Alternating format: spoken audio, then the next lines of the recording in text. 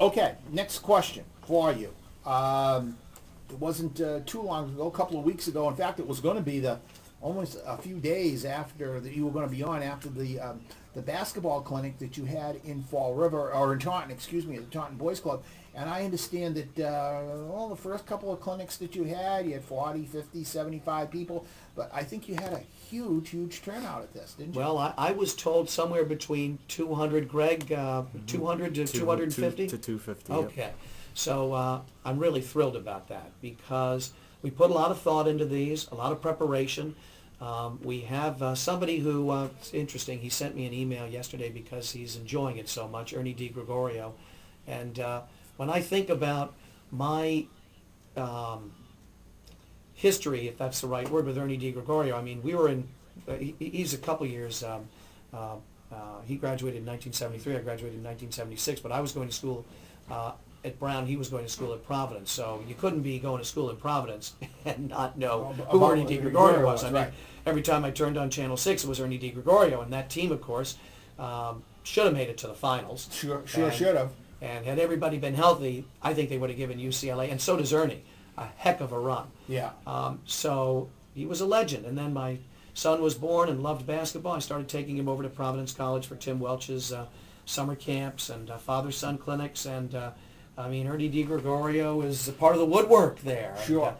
And he's just such a symbol, Tony, of what hard work, determination, perseverance can do. As he said to the kids, and it really is, I mean, it's a message that's so inspiring. It never loses any of its power, in my opinion. I mean, here's somebody who was told, you're too short, you're too slow, you can't jump, and yet he was just committed to becoming a great basketball player. I love his quote. I read it. I think it's over at Alumni Hall. But he said, and I say this a lot when I'm doing these, when I go to the clinics and he's there. He said, by the time I was 12 years old, I knew I wanted to be a professional basketball player. And I figured if I practiced long enough and hard enough, I could do it. And of course he did. Right. And so I think he's a great person to carry the message of determination, hard work, having a dream, going after it with zeal. I'm thrilled to be working with him. And there's one other thing that I love to add with Ernie DiGregorio. Do you remember a guy by the name of Chris Clark? Sure, he did the games. Sure. How could I forget him? Sure. Turn on, wasn't it Channel 6? Sure. Was it 6 or 10? 6, 10, or 12. Yeah. He went wherever the contract went. Yeah. But he always also said, guy worked, he used to say, Ernie D was a gym rat. That's what we call him. You know, he'd make the quote that he put a cot right in the alumni stadium. Right. He just slept there and went to classes and so on and so forth. That's what I've heard. I've heard he was there all day long. But the one thing, I was at a function one time where Chris Clark talked about Ernie D, and the one thing he kept going back to, despite his hard work and in making it in the NBA with the Celtics, the Buffalo Braves, etc., the different places where he played, he did it the right way. And that's, I think, is the biggest thing that he can get to kids in these clinics is, work hard. You want to become a basketball player. You want to be a lawyer. You want to be a doctor. Do it the right way. Right. And I think that's what the district attorney's office is trying to get across also. Well, we are. I mean, he's also a great symbol representative because of the way he conducts his life. I mean, he's devoted to his family. He's somebody of great character, great personal dignity. So he's great to be carrying this message for that reason also. And I think, Tony, I think the largest reason to do these clinics is because we do have a problem nationwide, statewide, in Bristol County about kids not exercising enough. And really it's something that you and I would have a very interesting time discussing on the air at some point in time. I think that there's a melange of reasons for it.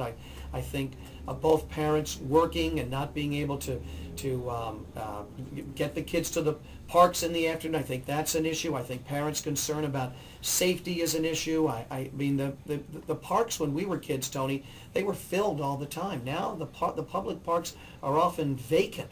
And you combine that with the fact that there are all of these outlets for kids inside the home, television, video games, internet. So the result has been a growing nationwide, statewide, countywide problem with kids being overweight, juvenile diabetes, kids not exercising enough. That's a big part of the message that we're trying to carry to these kids, which is just get out and exercise as much as you can. And, all right, we talked about basketball. Let's get into the real sport. I've got a great representative for the free clinics there too. Absolutely, that's what we want to talk about. And the free baseball clinic is going to come to Taunton. Tell us the date, and of course we know it's going to be Brian Rose, former pitcher with the Boston Red Sox, and so on. And what's all the information on that? Well, it's going to be on May 9th. It's going to be at Taunton High School. It's going to be conducted by Brian Rose. A lot of people know Brian's story. He's a local kid. He grew up in Dartmouth, an outstanding natural athlete. It's interesting. I met his dad the other day. Great guy, and Brian's a great guy. Very strong family man, married, 4 kids, and obviously one of the best baseball players to ever, one of the best, if not the best, ever come out of Bristol County. Sure.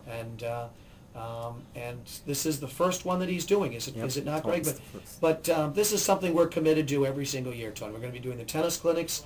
We're doing them this year for the first time in Taunton. Sure. And we're going to be doing them countywide, and the basketball clinics and the baseball clinics. Now, do you do the tennis clinics yourself, or are you going to bring somebody else in? No, I'm going to do them. I mean, I'm getting old, but I don't think I'm too old to do those. I don't have to run around too much when I'm doing the clinics. Actually, I'm playing a little bit better because my son is home from vacation, and we've been playing a lot. So I'm starting to hit the ball a little bit better. Okay. But in any case, I will be doing those. I have a lot of help. I get usually some local high school players, some people from my office. We'll be talking about those more when they come. I think we're doing Taunton in July, are we not, Greg? Yes. Early July? Yep. Right. So, Greg, is there anything I've left out about the baseball clinic? Just for the baseball clinics, people can sign up very easy this time around. They can go right to our website, bristolda.com, click on events, and we have the registration forms right there for you to download, print, and send on in. Okay. So, and Brian's going to be conducting that, and I haven't looked, I'm trying to look at the calendar, but I'm sure that is a Saturday morning. Saturday, May 9th. That's Saturday, May 9th, and I want you to know that you are really, you're the headliner today on Hometown Talk, but coming right after you, we talked about the Joshua Arcera case and all this other stuff. We have the president of the Taunton City Council warming up in the bullpen out in the hallway, David Podia. I think David's got to be the headliner. He's taller than I am. Oh, okay. Well, I see he's got his green tie on out there, and but you have St. more Patrick's Day. You know, he may have his green tie, but how about my shirt? Well, yeah, well, Pretty darn good, eh? But listen, I got to tell you something. You can't beat what we did in the first hour.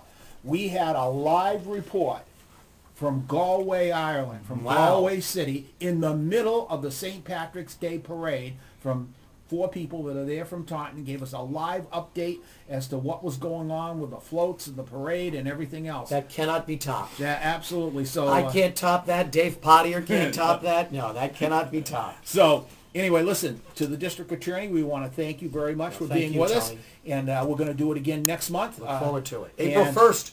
Yeah, no, that's Isn't it? April 2nd. Oh, 2nd. April Okay. 2nd. Well, I'll see if I can have an April 1st type joke for you. Oh, okay. Well, hey, it'll be the day after our new show that will be premiering on April 1st, which is a trading post.